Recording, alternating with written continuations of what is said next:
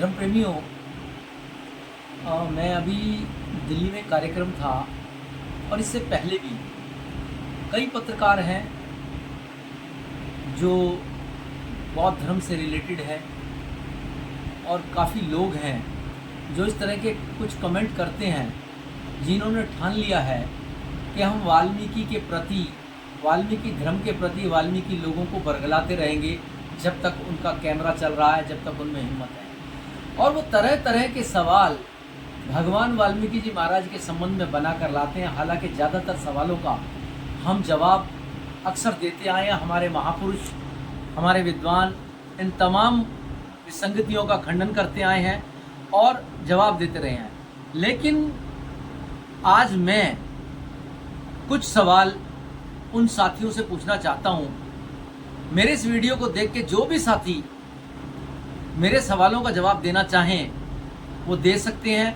आखिर हम भी तो जाने कि जो हमसे सवाल पूछते हैं क्या वो जवाब देने के भी हक में रहते हैं या केवल वो सवाल ही पूछना चाहते हैं। उनका अक्सर ये सवाल होता है कि भगवान वाल्मीकि जी महाराज ने हमारे लिए क्या लिखा, हम दलितों के लिए क्या लिखा, उन्होंने हमारे लिए क्या करा। हमारे लिए तो कुछ नहीं किया, उन्होंने तो फला परिवार को पाला, फला के बच्चे पाले। तो मेरे भी कुछ सवाल हैं, मैं उन सवालों को आज इस वीडियो के माध्यम से उन तक पहुंचाना चाहता हूं कि बौद्ध धर्म में एक जाति विशेष के ही लोग क्यों हैं। बौद्ध धर्म क्या एक ही जाति का धर्म है? वो एक जाति विशेष का धर्म क्यों है, उसमें दूसरी जाति के लोग क्यों नहीं? दूसरा, महात्मा बुद्ध ने संघ बनाया तो 10 तरह के लोगों पर पाबंदी लगाई, जिसमें महिला व दास, उन पर पाबंदी लगाई।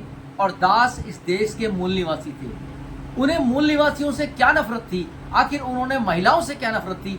उन्होंने महिलाओं और दासों के लिए संघ में प्रतिबंध उनके प्रवेश पर क्यों लगाया?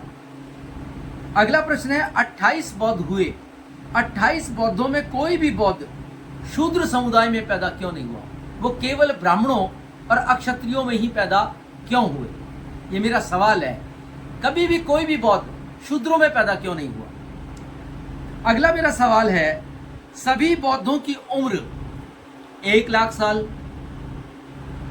75,000 साल, 80,000 साल, आखिर ये कैसे? जो लोग रामायण और वाल्मीकि को काल्पनिक कहते हैं वो जरा इस पर ध्यान दें। क्या ये काल्पनिक नहीं है? मुझे तो लगता है ये सारा मामला काल्पनिक है। इतनी उम्र का व्यक्ति कैसे हो सकता है?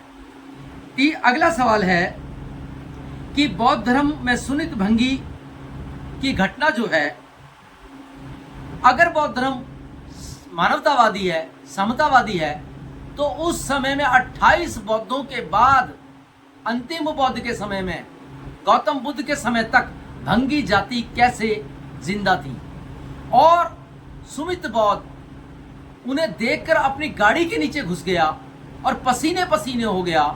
इससे यह साबित होता है कि उस जमाने में भी उत्पीड़न होता होगा, उनकी परछाई से नफरत की जाती होगी और उन्हें दंडित किया जाता होगा सामने आने पर। इसका मतलब यह है कि बौद्ध धर्म जाति व्यवस्था का पोषक रहा और उत्पीड़न भी करता रहा। अगर नहीं तो सुनित भंगी की कथा में ये सब क्यों आता है? तीसरा, अगला, बौद्ध, अगर गौतम बुद्ध, कई लोग कहते हैं गौतम बुद्ध राजा थे, लेकिन वो उस तरह के राजा नहीं थे, वो तो दलित समाज के ही थे, मूल निवासी वर्ग से थे। अगर वो मूल निवासी वर्ग से थे तो मेरा ये सवाल है कि उनके साथ कभी भी छुआछूत की घटना क्यों नहीं घटी? अगर कभी घटी हो, किसी ने उनसे नफरत की हो, तो जरा हमारा मार्गदर्शन करें, हमें बताएं। दूसरा, उनके साथ भेदभाव नहीं हुआ और उन्होंने सर्वप्रथम 5 ब्राह्मणों को ज्ञान कैसे दे दिया? क्या व्यवस्था उस वक्त की ये छूट देती थी कि एक शूद्र, एक दलित, एक मूल निवासी ब्राह्मणों को उपदेश कर सकता है, अपना शिष्य बना सकता है?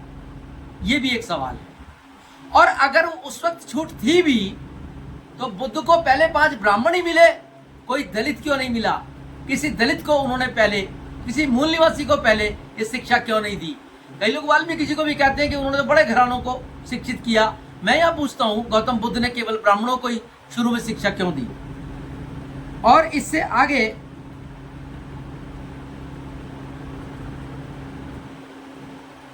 बुद्ध ने कभी भी जाति व्यवस्था और मनुवाद का विरोध क्यों नहीं किया?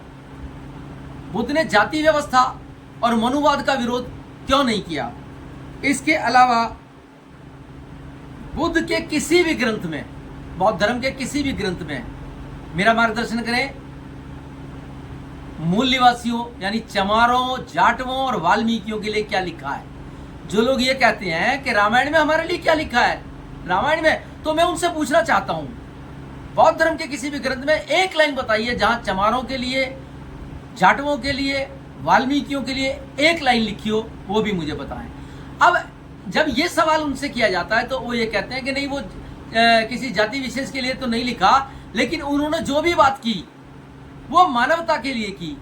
तो मेरा ये पूछना है, जब बुद्ध करते हैं तो बात मानवता पे आ जाती है, और जब वाल्मीकि करते हैं तो बात जाति विशेष पे हो जाती है। क्या वाल्मीकि जी को किसी स्त्री को सम्मान देने के लिए पहले उसकी जाति पूछनी चाहिए थी? क्या किसी बच्चे को शिक्षा देने के लिए क्या वाल्मीकि जी को पहले उनकी जाति पूछनी चाहिए थी? तो मेरे ये सवाल हैं, कृपया करके इन सवालों के जवाब दें। धन्यवाद। जय वाल्मीकि, जय भीम।